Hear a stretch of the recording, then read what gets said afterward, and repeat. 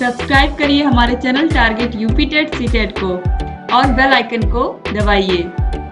Hello दोस्तों, मैं आनंद स्वागत करता हूं आप सभी का आपके अपने channel target UP TET CTET में। दोस्तों, जो आज 25 नवंबर को आपका डीएलएड सेकेंड सेमेस्टर का गणित का पेपर हुआ है, उसको हम लोग इस वीडियो में सॉल्व करने वाले हैं। दोस्तों, इससे पहले जो 6 नवंबर को पेपर हुआ था वह कैंसिल हो गया था, तो यह पेपर आज जो आपका दोबारा हुआ है, इसी पेपर का हम लोग पूरा हल इस वीडियो में देखने वाले हैं। ठीक है दोस्तों, देखिए बहुविकल्पी प्रश्नों में सबसे पहले हम बहुविकल्पी प्रश्न देखेंगे, उसके बाद अतिलघुत्तरी और लघुत्तरी प्रश्नों का दोस्तों मैंने हल लिख लिया है, तो आपको कहीं कोई कंफ्यूजन ना हो जिससे। तो बहुविकल्पी प्रश्नों को देखने के बाद दोस्तों उसको हम लोग देखने वाले हैं। ठीक है, तो पहले देख लेते हैं बहुविकल्पी प्रश्नों में। देखिए पहला प्रश्न है दोस्तों, दशमलव के बाद 5 शून्य फिर 1 का वर्ग रूप होगा। तो दोस्तों जैसे 4 को अगर हम लोग वर्ग के रूप में लिखना चाहें तो 2 का स्क्वायर लिख सकते हैं। इसी तरीके से पूछ रहा है दशमलव के बाद 5 शून्य और 1 को वर्ग के रूप में कितना लिखा जा सकता है। अब यहाँ पे दोस्तों 6 अंक पे दशमलव लगा है और यह वर्ग वर्ग मतलब 2 बार गुणा। ठीक है, तो इसकी जो संख्या, जिस संख्या का 2 बार गुणा होकर के 6 अंक पे दशमलव लगा है, वह कौन सी संख्या होगी जिसमें 3 अंक पे दशमलव लगा हो। ठीक है, 3 अंक पे दोस्तों दशमलव इसमें किस पे लगा है, 0.001। इसका 2 बार आप गुणा करेंगे तब आपको प्राप्त होगा 0.0000001। ठीक है, तो इसलिए ऑप्शन दूसरा जो है दोस्तों यह बिल्कुल सही हो जाएगा।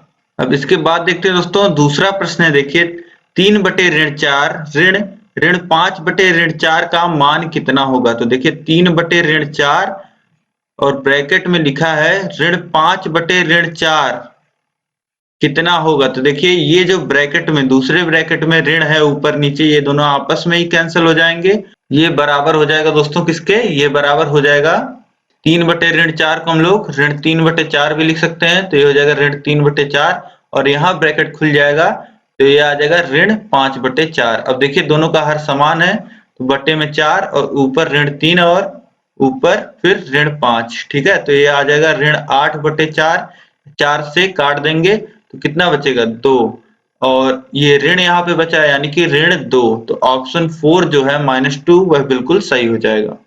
इसके बाद देखते हैं दोस्तों प्रश्न संख्या 3 है, 80-90 के बीच की अभाज्य संख्याएं हैं। देखिए पहला ऑप्शन है 81 और 83। तो 81 दोस्तों आपको पता है 9 से कटती है, तो ये ऑप्शन नहीं होगा। इसी प्रकार इसमें दिया गया दूसरे में 81 और 89। देखिए 81 फिर से हमें भाज्य संख्या मिल गई, तो यह भी ऑप्शन नहीं होगा। इसके बाद दिया गया है 83 और 87। तो यहाँ पे देखिए 87 जो होती है दोस्तों, 87 एक भाज्य संख्या होती है, 3 से कटती है, तो यह भी नहीं होगा। इसी प्रकार यहाँ पे देखिए कितना दिया गया है, यहाँ पे दिया गया है 83 और 89। तो ये दोनों संख्याएं ही अभाज्य संख्याएं हैं, तो ऑप्शन 4 जो होगा दोस्तों यह बिल्कुल सही होगा। इसके बाद देखते हैं दोस्तों, इसके बाद देखिए चौथा प्रश्न है, 6 की अनुवर्ती प्राकृतिक संख्या है। तो 6 के बाद, अनुवर्ती मतलब दोस्तों बाद में आने वाली, उत्तरवर्ती संख्या। ठीक है, तो मैंने आपको दोस्तों फॉर्मूले वाली ही वीडियो में बताया था, चाहे अनुवर्ती लिखा हो चाहे उत्तरवर्ती लिखा हो, आपको 1 जोड़ देना है। ठीक है, तो 6 में 1 आप जोड़ देंगे, 6 की अनुवर्ती प्राकृतिक संख्या मिल जाएगी। तो ऑप्शन 4 जो है केवल 7, ये बिल्कुल सही हो जाएगा। इसके बाद देखिए दोस्तों एक त्रिभुज पे प्रश्न आपको दिया गया है। यहाँ इस त्रिभुज में ये x कोण जो है इसका मान दोस्तों यहाँ पे आपसे पूछ रहा है और 2 कोण दिए गए हैं। ठीक है, यहाँ पे दोस्तों आप इसको कैसे सॉल्व कर सकते हैं, यहाँ पे अगर आपको एक विशेषता होती है, एक गुण होता है कि त्रिभुज पे यह जो कोण बन रहा है दोस्तों यह बाह्य कोण बन रहा है। ठीक है, तो यह जो बाह्य कोण होता है यह त्रिभुज के बाकी 2 जो कोण होते हैं उनका योग होता है। तो x धन 51 बराबर इस प्रकार से आप 107 लिख सकते थे, तो यहाँ से x का मान दोस्तों आपको मिल जाता 56 डिग्री। ठीक है, ये तो पहला तरीका हो गया, जब आपको दोस्तों पता हो कि बाह्य जो कोण होता है, त्रिभुज का बाह्य कोण वह बाकी दोनों अंतः कोणों का योग होता है। लेकिन अगर आपको यहाँ पे कुछ नहीं पता था दोस्तों, तब भी आप आसानी से निकाल सकते थे। देखिए 107 अंश ये दिया गया है। अब ये जो रेखा आ रही है दोस्तों, इसको हम लोग नाम दे देते हैं AB। AB रेखा आप देख पा रहे होंगे दोस्तों, AB रेखा पे देखिए ये 107 कोण है और ये जो पूरा कोण बनता है वह 180 अंश का बनता है। ठीक है, 180 में से आपको घटा लेना था 107, ठीक। 180 में से आप 107 घटा लेते तो कितना मिल जाता? 73 डिग्री।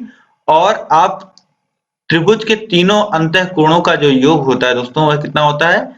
180 होता है। तो आप 73 धन 51 धन x करते 180 के बराबर, और इसी प्रकार आप x बराबर क्या लिख सकते हैं? 180 माइनस 73 धन 51 आप कर लेते तो कितना मिल जाता है? 4 और 7 5 12, ठीक है। तो 124 घटा देते आप 180 अंश में से, तो देखिए यहाँ पे कितना बच जाता है? यहाँ पे बच जाता है दोस्तों 6, और एक यहाँ से हासिल आया, यहाँ पे बचा है 7, 7 में से 2 जाता तो 5 और 0, यानी कि 56 डिग्री दोस्तों आपको किसी भी तरीके से आप करते तो 56 डिग्री आपको उत्तर मिल जाता। तो दूसरा ऑप्शन जो है 56 वह बिल्कुल सही होगा, ठीक है। तो इस प्रकार दोस्तों बहुत ही सरल थे बहुविकल्पी प्रश्न। मुझे उम्मीद है कि आप सभी लोगों ने यह 5 नंबर तो बिल्कुल सही किए ही होंगे। अब इसके बाद देखते हैं दोस्तों अतिलघु उत्तरीय प्रश्नों को। दोस्तों लगातार आप लोग के कमेंट मुझे मिल रहे हैं कि जितना मैंने पढ़ाया था वहीं से प्रश्न आए हैं, तो उसके लिए बहुत बहुत धन्यवाद दोस्तों।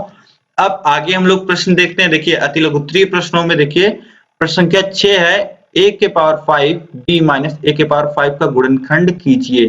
तो ये दोस्तों मैंने एग्जैक्टली यही प्रश्न आपको कराया था, तो आप देख लीजिए इसका गुणनखंड क्या होगा। अब इसको हम लोग यहाँ पे आपको क्या कॉमन दिख रहा है दोस्तों, सबसे पहले हम लोग वो कॉमन ले लेते हैं। यहाँ पे देखिए दोनों में a और b आ रहा है, ठीक है। तो a b हम लोग कॉमन ले लेंगे, और यहाँ ब्रैकेट में क्या बचेगा? a के पावर 4 माइनस b के पावर 4, ठीक। तो अब देखिए a के पावर 4 लिखा है और माइनस b के पावर 4 लिखा है, तो इसको हम लोग कितना लिख सकते हैं? a के पावर अगर 4 केवल लिखा होता तो इसको हम लोग कितना लिख सकते हैं? a के घाते 2 और इसके घाते 2, ठीक है। तो यही यहाँ पे हमने दोस्तों किया है, a के घाते 2 के घाते 2 हमने लिख दिया है, और माइनस b के घाते 2 के घाते 2 लिख दिया है, ठीक है। तो यहाँ पे मैंने आपको सर्व समीकरणें याद कराई थी, a square minus b square का फॉर्मूला यहाँ पे लग जाएगा। तो एक ब्रैकेट में हो जाएगा a प्लस बी और दूसरे ब्रैकेट में a माइनस बी। तो यहाँ पे देखिए a, जहाँ पे हम लोग a लिखते हैं यहाँ पे क्या लिखा हुआ है? a स्क्वायर लिखा हुआ है। तो एक ब्रैकेट में हो जाएगा a square plus b square, और दूसरे ब्रैकेट में हो जाएगा a square minus b square, ठीक है। तो इतना दोस्तों आप कर लेंगे। इसके बाद देखिए फिर से वही formula a square minus b square का फॉर्मूला लग रहा है, तो फिर से गुणनखंड करके आप इतना लिख सकते हैं, एक ब्रैकेट में a प्लस बी और दूसरे ब्रैकेट में a माइनस बी, यही गुणनखंड हो जाएगा दोस्तों, ठीक है।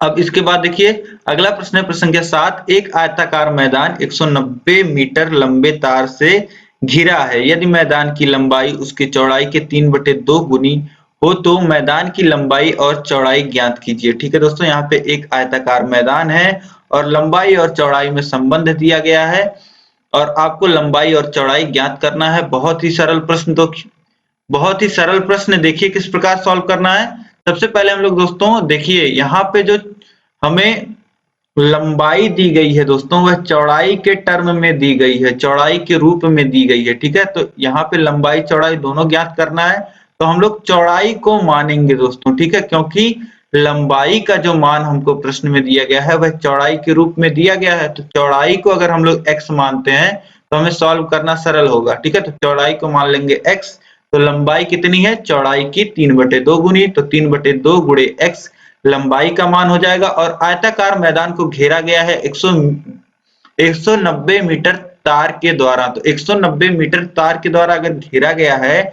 तो इसका मतलब क्या है? इसका मतलब है दोस्तों आयताकार मैदान का जो परिमाप होगा वह तार की लंबाई के बराबर होगा, ठीक है। तो आयताकार मैदान का परिमाप हमें पता होता है दोस्तों कितना होता है? 2 गुणे लंबाई धन चौड़ाई, और तार की लंबाई कितनी दी गई दोस्तों? 190 मीटर। यह वैल्यू हम रख देंगे, और यहाँ पे लंबाई और चौड़ाई जो हमने माना है वह हम रख देते हैं दोस्तों। तो देखिए लंबाई है 3/2 गुणे x और चौड़ाई है धन x, ठीक है। ये मैंने थोड़ा सा उल्टा लिख दिया है, ये आप समझ लीजिएगा। इसको 2 का गुणा अंदर होगा दोस्तों, तो ये हो जाएगा 2x धन 3x बराबर 190, और x बराबर कितना आ जाएगा दोस्तों?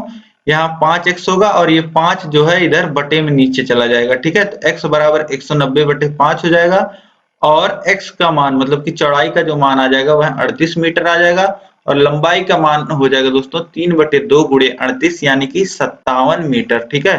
तो यहाँ पे हमें चौड़ाई और लंबाई दोनों मिल तो लंबाई और चौड़ाई दोस्तों यहाँ पे दोनों हमको मिल गया 38 मीटर और 57 मीटर। ठीक है, अब इसके बाद दोस्तों हम लोग अगला प्रश्न देखते हैं। देखिए प्रश्न क्या 8 है, 8x धन 21/4 बराबर 3x धन 6। ठीक है, तो इसी को दोस्तों बस हल करके x की वैल्यू निकाल देना है। तो देखिए किस प्रकार हल करेंगे, बस 8x + 21/4 = 3x + 6 है। तो यहाँ पे देखिए चर को एक तरफ करना होता है और अचर को एक तरफ, तो चर को एक तरफ कर लीजिए, यानी कि ये 3x जो है वह बराबर के इधर आ जाएगा, ये -3x हो जाएगा, यानी कि 8x - 3x हो जाएगा। और ये +21/4 जो है वह बराबर किधर जाएगा, तो ये हो जाएगा -21/4। ठीक है, अब 8x में से 3x घट गया तो बच गया 5x, और फिर इसके बाद देखिए हर समान करेंगे तो ये हो जाएगा 24x - 21/4, या फिर 5x बराबर हम लोग कितना लिख सकते हैं 3/4, और x बराबर लिखना चाहें तो 3/4 में गुणा हो जाएगा 5, जो यहाँ 5 गुणे में था यहाँ बटे में आ जाएगा। ठीक है, इस प्रकार x का जो मान आ जाएगा दोस्तों वह आ जाएगा 3/20। ठीक है, इसके बाद दोस्तों है प्रश्न संख्या 9, हल कीजिए x धन 2y बराबर 7 और दूसरा समीकरण दिया गया है 2x + y बराबर 5। ठीक है, तो यहाँ पे कुछ नहीं दोस्तों, बस आपको x और y की वैल्यू निकाल देनी है दोनों समीकरण की मदद से। तो देखिए क्या करेंगे, ये पहला समीकरण दिया गया है, ये दूसरा समीकरण दिया गया है, तो इसे दोस्तों सरल करने के लिए हम क्या कर सकते हैं, हम लोग किसी भी एक पद को बराबर कर लें। जैसे यहाँ पे दूसरे समीकरण में 2x दिख रहा है और पहले समीकरण में 1x दिख रहा है। ठीक है, तो दोनों में हम लोग अगर 2x ले आएंगे और घटा देंगे तो एक पद समाप्त हो जाएगा और एक पद की वैल्यू हमें मिल जाएगी। तो यही हम यहाँ पे कर रहे हैं, समीकरण 1 में हमने 2 का गुणा कर दिया है और दूसरे समीकरण में से घटा दिया है। ठीक है, तो पहले समीकरण में 2 का गुणा कर देंगे दोस्तों। ठीक है, तो ये हो जाएगा 2x धन 4y बराबर 14, और उसके बाद दूसरे समीकरण को पहले समीकरण में से घटा देंगे। ठीक है, अब घटाएंगे दोस्तों तो ये नीचे वाला समीकरण जो है इसके सभी चिन्ह परिवर्तित हो जाएंगे, ये -2x हो जाएगा, ये -2y और ये -5 हो जाएगा। ठीक है, तो 2x में से 2x घट जाएगा तो कुछ नहीं बचेगा। ठीक है, और इसी प्रकार 4y में से y घट जाएगा तो 3y बचेगा, और 14 में से 5 घट जाएगा तो 9 बचेगा। ठीक है, 3y बराबर 9 है तो y बराबर 3 प्राप्त हो जाएगा।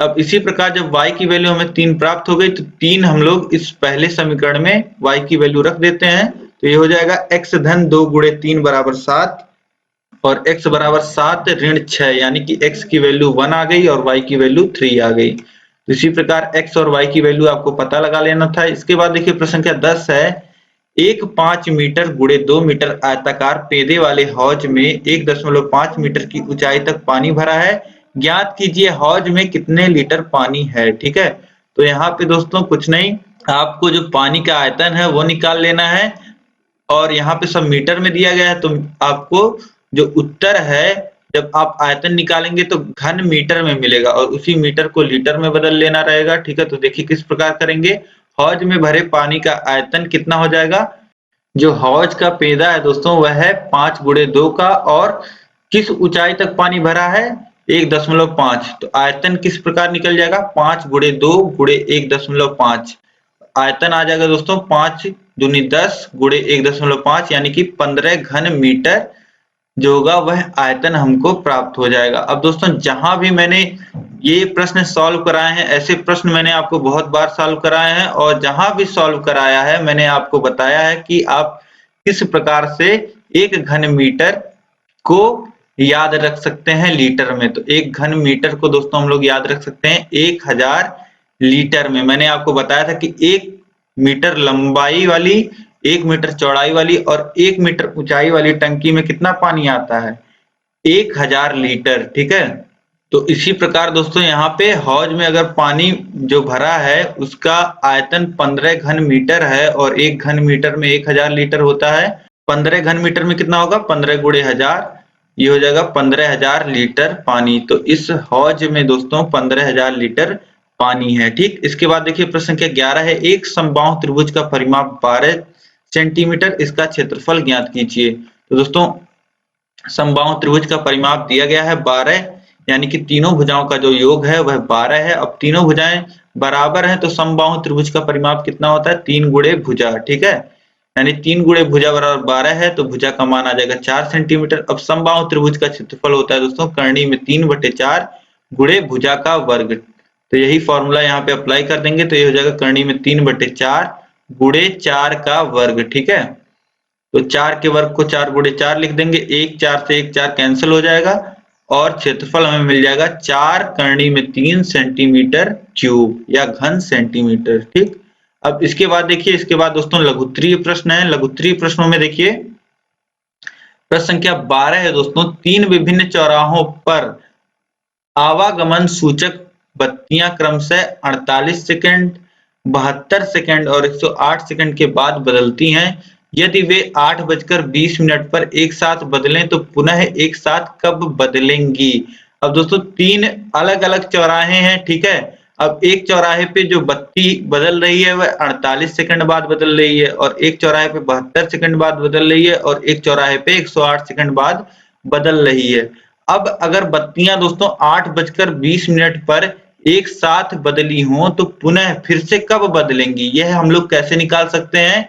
यह हम लोग 48, 72 और 108 गुणांक में, मतलब कि 48, 72 और 108 का लासा लेकर के हम लोग लघुत्तम समापवर्त्य अगर हम लोग निकाल लें 48, 72 और 108 का, तब हम लोग दोस्तों निकाल सकते हैं कि कितने सेकंड बाद ये बत्तियां फिर से एक साथ बदलेंगी। तो यहाँ पे दोस्तों देखिए 48, 72 और 108 सेकंड बाद बदलती हैं और 8:20 पर एक बार बदली थी, अब फिर से कब बदलेंगी यह निकालने के लिए हम लोग 48, 72 और 108 का लासा लेंगे। इसका 48, 72 और 108 का लासा लेंगे, लासा दोस्तों में प्राप्त हो जाएगा 432, मतलब कि 432 सेकंड बाद फिर से बत्तियां एक साथ बदलेंगी। तो हमें उत्तर इस प्रकार नहीं लिखना कि 432 सेकंड बाद, हमें तो समय बताना है। यहाँ पे देखिए 8:20 एक समय दिया गया है। अब हमें पता चल गया कि 8:20 के 432 सेकंड बाद यह फिर से एक साथ बदलेंगी। तो 432 सेकंड को आप मिनट में बदल लीजिए तो 7 मिनट 12 सेकंड आएगा दोस्तों। 8:20 के 7 मिनट 12 सेकंड के बाद कितना बजा होगा दोस्तों, तो बजा होगा 8:27 12 सेकंड। तो 8:27 12 पर तीनों चौराहों की बत्तियां एक साथ बदलेंगी, ठीक है। अब इसके बाद देखते हैं दोस्तों, देखिए प्रश्न संख्या 13 है, 4 पहियों की परिधियां क्रमशः 50 सेंटीमीटर, 60 सेंटीमीटर, 90 सेंटीमीटर, 100 सेंटीमीटर लंबी है। कम से कम कितनी दूरी चलने पर चारों पहिए साथ साथ पूरे चक्कर लगाएंगे, ठीक है। तो यहाँ पे दोस्तों क्या करना है, यहाँ पे भी हमको लासा निकाल लेना है। तो हमें पता चल जाएगा कि कम से कम कितनी दूरी चलने के बाद फिर से यह साथ में पूरे चक्कर लगाएंगे। तो देखिए 50, 60, 90 और 100 का लासा हम लेंगे तो हमें 900 प्राप्त हो जाएगा दोस्तों। और यह 900 क्या होगा, 900 पहियों की परिधियां दी गई हैं सेंटीमीटर में, तो हमें जो लासा प्राप्त होगा वह भी सेंटीमीटर में प्राप्त होगा। तो 900 सेंटीमीटर चलने के बाद चारों साथ साथ चक्कर लगाएंगे, ठीक। अब इसके बाद देखिए प्रश्न संख्या 14, बोर्ड मास के दोस्तों मैंने आपको बहुत सारे प्रश्न कराए हैं और यह भी बोर्ड मास पे ही पूछा गया प्रश्न है। तो यहाँ पे देखिए बस ब्रैकेट्स आ रहे हैं और ब्रैकेट्स में दोस्तों मैंने आपको बताया पहले आपको छोटा ब्रैकेट सॉल्व करना है, फिर मझला, फिर बड़ा ब्रैकेट सॉल्व करना है। तो देखिए सबसे पहले हम लोग सबसे छोटे ब्रैकेट को सॉल्व करेंगे और बाकी सब वैसे ही रहने देंगे, ठीक है। तो छोटे ब्रैकेट में देखिए क्या हो रहा है, माइनस हो रहा है, भाग हो रहा है और गुणा हो रहा है। तो सबसे पहले भाग को हम लोग सॉल्व करते हैं बोर्ड मास रूल के अकॉर्डिंग। बोर्ड मास रूल के अकॉर्डिंग दोस्तों सबसे पहले क्या सॉल्व होता है, डिवीजन सॉल्व होता है, ठीक है। तो डिवीजन सबसे पहले कर लेते हैं। देखिए 60 में 4 का भाग देंगे तो आ जाएगा 15 और गुणे 5, ठीक। अब यहाँ पे बच गया है छोटे ब्रैकेट में 31 ऋण 15 गुणे 5। तो अब गुणे को सॉल्व कर लेंगे तो 15 गुणे 5 कितना हो जाएगा 75 और 31 में से 75 घट जाएगा तो कितना बच जाएगा ऋण 44, ठीक है। अब ये ब्रैकेट में ऋण 44 है, अब ब्रैकेट खुलेगा तो माइनस माइनस का मल्टीप्लाई हो जाएगा तो ये हो जाएगा प्लस 44, ठीक है, प्लस 44, ठीक। अब इसके बाद दोस्तों देखिए मझले ब्रैकेट को सॉल्व करेंगे तो मझले ब्रैकेट में क्या है 30 धन 44 है, तो 30 धन 44 कितना हो जाएगा दोस्तों 74, और ब्रैकेट खुलेगा तो माइनस का मल्टीप्लाई होगा तो हो जाएगा ऋण 74। ठीक है, अब बड़े ब्रैकेट में देखिए क्या हो रहा है, 38 माइनस ऋण 74। अब 38 में से 74 घट जाएगा दोस्तों, कितना बचेगा 36 बचेगा। ठीक है, तो ऋण 36 यहाँ पे बच गया। अब 38 में से 74 घटेगा दोस्तों तो ऋण 36 बचेगा, और ऋण 36 से अगर हम लोग 72 में भाग देंगे, 72 में भाग दिया जा रहा है ऋण 36 से, तो 36 से 2 बार में कट जाएगा और माइनस यहाँ बचा हुआ है और 2 बचा हुआ है, तो -2 आंसर आ जाएगा। तो इसको सरल करेंगे दोस्तों बोर्ड मास से, तो हमें उत्तर कितना मिल जाएगा -2। अब इसके बाद देखते हैं प्रश्न संख्या 15 है, वह बड़ी से बड़ी संख्या बताइए जिसमें 49, 59, 109 से भाग देने पर क्रमशः 1, 3 और 5 शेष रहे। तो देखिए दोस्तों, इस प्रकार के प्रश्न मैंने आपको कराए हुए हैं। देखिए संख्या से भाग देने पे क्या हो रहा है, 49 में 1 शेष बच रहा है, मतलब कि 48 संख्या जो है वह विभाजित हो रहा होगा पूरा पूरा। इसी तरीके से 59 में 3 शेष बच रहा है, मतलब कि 56 जो है वह पूरा पूरा विभाजित हो रहा होगा। इसी प्रकार 90 में 5 शेष बच रहा है, मतलब कि 104 पूरा पूरा विभाजित हो रहा होगा। तो यहाँ पे दोस्तों आप देख पा रहे हैं 48, 56 और 104 पूरी पूरी संख्याएं ये विभाजित हो रही हैं। तो वही बड़ी से बड़ी संख्या यहाँ पे दोस्तों हमें ज्ञात करना है, बड़ी से बड़ी संख्या जो इन संख्याओं को 48, 56 और 104 को विभाजित करें तो बहुत ही सरल, मासा बस निकाल लेना है। तो 48, 56 और 104 का हम लोग मासा निकाल लेंगे। तो देखिए 48 से भाग देंगे, सबसे पहले क्या करते हैं, सबसे छोटी संख्या से उससे बड़ी वाली संख्या में भाग देते हैं। तो 48 से 56 में भाग देंगे तो एक बार जाएगा 48 और शेषफल बच जाएगा 8। अब जो शेषफल बचता है उसी से हम लोग जिससे इससे पहले भाग दे रहे थे उसमें भाग दे देंगे, तो 6 बार जाएगा, 48 पूरा कट जाएगा। अब 48 और 56 का मासा मिल गया 8। अब 8 और 104 का मासा हम लोग निकाल लेते हैं, तो 13 बार में पूरा कट जाएगा दोस्तों। तो यहाँ पे हमें 48, 56 और 104 तीनों का ही मासा 8 मिल जाएगा, मतलब हमें वह बड़ी से बड़ी संख्या मिल जाएगी जिससे भाग देने पर 49, 59 और 104 में क्रमशः 1, 3 और 5 शेषफल बच रहा था। ठीक है, अब इसके बाद देखिए प्रश्न संख्या 16 है दोस्तों, रमेश की आयु अपने पुत्र राहुल की आयु से 4 गुनी है। 5 वर्ष पहले रमेश की आयु राहुल की आयु से 9 गुना थी, रमेश की वर्तमान आयु ज्ञात कीजिए। तो ऐसे भी प्रश्न दोस्तों मैंने आपको बहुत कराए हैं, और इसमें मैंने आपको किस प्रकार से मानना है और किस प्रकार से दोस्तों समीकरण बनाना है दोनों ही बताया था। तो बस यही 2 चीजें आपको करना होता है और आप इस तरीके के प्रश्न को बहुत ही आसानी से सरल कर लेते हैं। देखिए सबसे पहले दोस्तों हम क्या मानेंगे, हम लोग मान लेते हैं कि जो रमेश की पुत्र की आयु है वह x वर्ष है। तो रमेश की आयु कितनी हो जाएगी, रमेश की आयु जो है वह 4 गुनी है राहुल की आयु से। तो सबसे पहले माना दोस्तों रमेश की पुत्र की आयु x वर्ष है।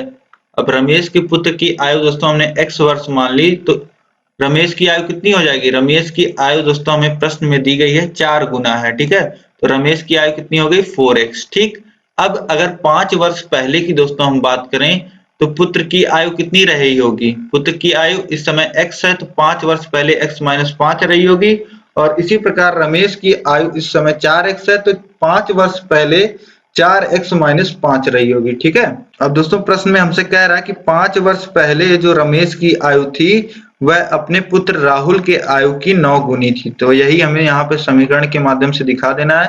5 वर्ष पहले रमेश की आयु यानी कि 4x - 5 9 गुनी यानी कि 9 गुणे उसके पुत्र की आयु 5 वर्ष पहले यानी कि x - 5। तो इसी प्रकार दोस्तों हमने यहाँ पे समीकरण बना लिया, यह दोनों आपस में बराबर है, प्रश्न में दिया गया है। तो 4x - 5 बराबर होगा 9 का गुणा हो जाएगा अंदर दोनों में, तो 9x - 45। और देखिए अंकों को एक तरफ और चरों को एक तरफ, तो 45 इधर आएगा तो ऋण 5 धन 45 हो जाएगा, ये 4x इधर जाएगा तो इधर हो जाएगा 9x - 4x, और 5x बराबर हमें मिल जाएगा 40 और x की वैल्यू हमें मिल जाएगा 8, यानी कि 8 वर्ष हो जाएगी पुत्र राहुल की आयु, और पिता की आयु 4x यानी कि 4 गुणे 8 यानी कि 32 वर्ष। तो 8 और 32 जो हो जाएगी दोस्तों हमें यहाँ पे पुत्र और पिता की आयु मिल जाएगी। तो रमेश की वर्तमान आयु आपको ज्ञात करना था, तो रमेश जो पिता है उसकी वर्तमान आयु 32 मिल जाएगी। ठीक, अब देखिए प्रश्न संख्या 17 है, निम्नांकित संख्याओं की बारंबारता सारणी बनाइए। ये तो दोस्तों बहुत ही सरल है, आपको मैंने बता रखा है किस प्रकार। सबसे पहले जो भी आपको संख्याएं दी गई हैं उनको आरोही क्रम में, बढ़ते हुए क्रम में आप लिख लीजिए। देखिए जो संख्या जितनी बार आ रही है उतनी बार आप लिख दीजिए। यहाँ पे सबसे छोटी संख्या कौन सी है? 12। 12 कितनी बार आ रही है? 12 2 बार आ रही है, तो 2 बार 12। फिर इसी प्रकार 13, देखिए दोस्तों 13 2 बार आ रहा है, 2 बार 13। 14 1 बार आ रहा है, 1 बार लिख लीजिए। 15 देखिए दोस्तों यहाँ पे 4 बार आ रहा है, 4 बार 15 और 3 बार 16 बच गया यहाँ पे, देख लीजिए। अब इसके बाद दोस्तों आपको एक कॉलम संख्याओं का जो संख्याएं यहाँ पे आ रही है, 12 आ रही है, 13 आ रही है, 14 आ रही है, 15 आ रही है और 16 आ रही है, इनको संख्याओं वाले कॉलम में लिख दीजिए। फिर जितनी बार संख्याएं आ रही हैं, 2 बार आ रही हैं, तो 2 खड़ी पाई टैली चिन्ह में बना दीजिए, बारंबारता 2 दिखा दीजिए।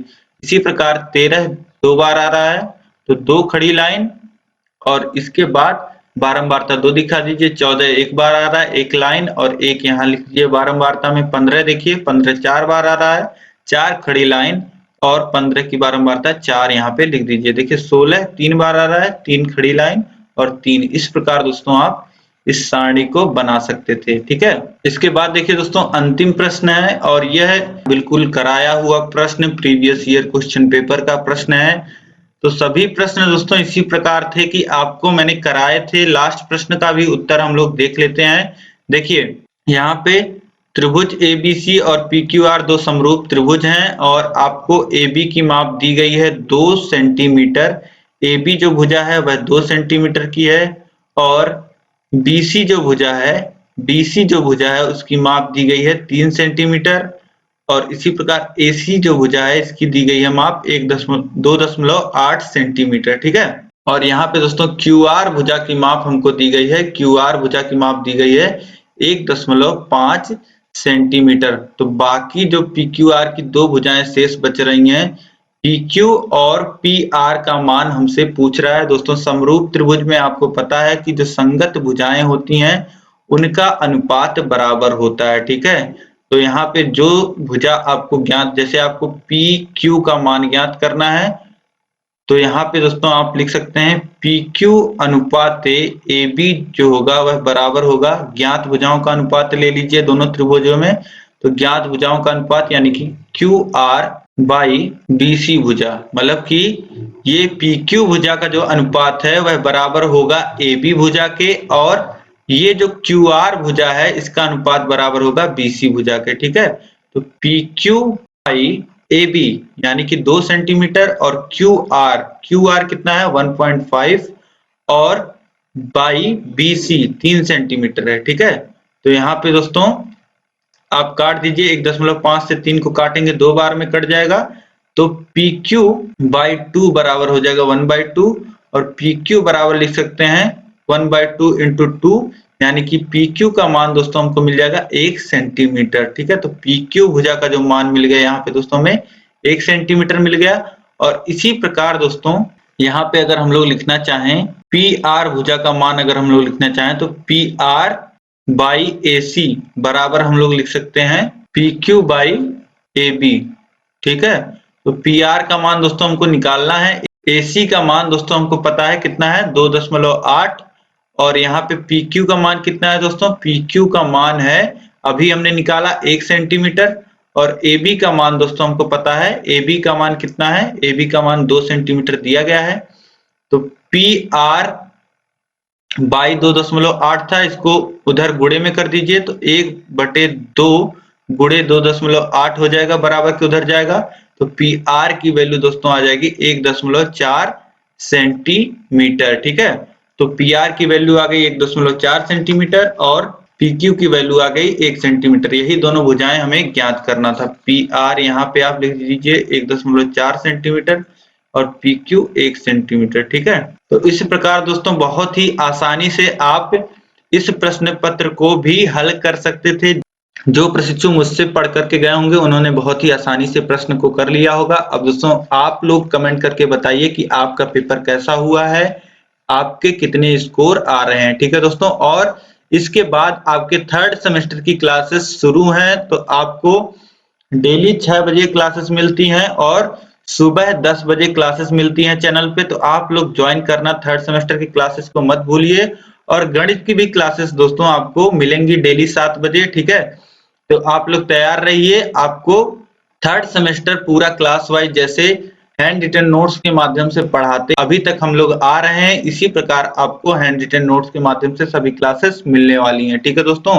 तो ऊपर आई बटन में आपको मैं थर्ड सेमेस्टर का भी लिंक दे रहा हूं। ऊपर में आई बटन में 2 सब्जेक्ट आपके फर्स्ट पेपर और सेकंड पेपर की क्लासेस शुरू हो गई हैं, कुछ क्लासेस हो गई हैं, तो आप लोग उन क्लासेस को देखना मत भूलिए। यहाँ आई बटन में आपको लिंक मिल जाएगा, तो आप जा करके अभी क्लासेस को स्टार्ट कर दीजिए, ठीक है दोस्तों। तो दोनों ही पेपरों का लिंक दोस्तों मैं आई बटन में और नीचे डिस्क्रिप्शन बॉक्स में दे रहा हूं, ठीक है। और इस पेपर का हल दोस्तों अगर आपको पीडीएफ चाहिए, फ्री पीडीएफ आपको अगर चाहिए, ये जो मैंने आप पेपर हल कराया है इसका फ्री पीडीएफ आपको टेलीग्राम पे मिल जाएगा।